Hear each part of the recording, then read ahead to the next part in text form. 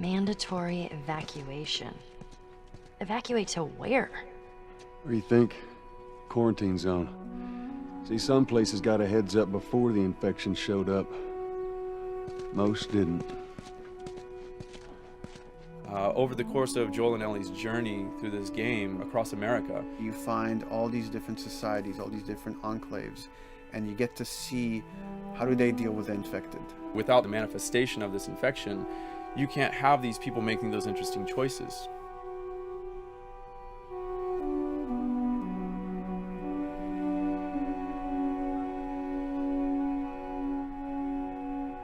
The world we decided was actually its own character, really grounded with a lot of texture. What happens, after 20 years of the fall of man, when no one's taking care of anything. This book called The World Without Us describes in detail how much fighting on a day-to-day basis we have to do to keep nature back. And once you stop doing that, how quickly nature can reclaim that. As they talk about New York and how every day they pump water out of the subway system. That system breaks down within 2 days, a whole city is flooded. And once water gets introduced, then structures collapse pretty quickly. Trees will sprout and wind will carry those seeds over and gutters get clogged, and then when it rains, water fills up, and then pretty soon you have vegetation growing over there, and once you have vegetation, concrete breaks pretty easily for when there's a tree and roots breaking through that. Even some of the stuff we did on Uncharted, exploration of how temples were ruined, what if you took those ideas and put them in Pittsburgh or Boston? And obviously right when that happened, you can imagine that being pretty terrible to look at. But you think about 20 years later, and with rainwater filling up those sinkholes and then those becoming like little marshes with lily pads in them. We had this wonderful piece of concept art we developed really early on, and there are all of these wild animals that have escaped from a zoo and over the past 20 years have bred, and now they have herds roaming these cities. And that's something that tells you that life goes on and this world is worth saving.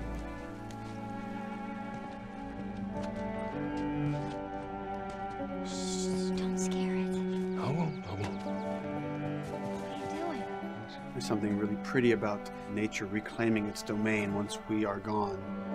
So fucking cool. We have another level of OCD, of the logic goes into some of these environments. Water damage seeps in, but then that creates some little moss growing on the floor, or a tree radiates energy from its base, and that over time starts to melt the snow around it. And that's the reason why you'd see those like rings of leaves showing through in the snow. That gives it that extra, believability. This is pitch art. I'll try to start with an idea that conveys sort of the feel of the environment. Something like this, very brushstrokey, very painterly. You can see not a lot of detail, just energy and conveying a mood. This is sort of just a conversation starter, and then this would be more of an actual space. So you start talking about, is this too tight of a space right here? Would the player even fit through there? Do we even want to include water? Those are conversations you start having a little bit later. And then it usually needs several more passes back and forth in order to be tightened up to be the experience that you would see in the final product. So, dude, I was actually trying to figure out right here, there should probably be some dead foliage. It might be cool to see some of the dead stuff around the edges of the green, or like even spilling out into the street. Maybe what we do is, in some of these areas, we use it as like a transition from the actual concrete to the side of the building, so like they're almost sitting on top of a bed of dead foliage, like that really rich kind of like orangey brown color. Sienna or something would be nice. Something real cheddary. That's how you know you're done. The end product often ends up being stronger because that bouncing back off somebody else gives you a result that maybe you wouldn't have even thought of in the first place. All right, here's the bridge. That's our way out of here. As far as concept art goes, definitely the ultimate goal is just helping everybody as much as possible. Me and the background artist will work together. I'll often just go to them because they've got like a really, really good like visual imagination. At some point, you came in almost like flat on. So that's kind of good because the bus station is right in your peripheral view, and you're probably going to enter the bus station. You're probably not going to get lost. But it doesn't at all utilize this cool architecture here, like the bus station sign. Like that's a really distinctive silhouette, and it's a really interesting sort of architectural detail. So we changed the entrance. Look at that. Another city, another abandoned quarantine zone. I think it's a better composition anyway. It's not so like symmetrical.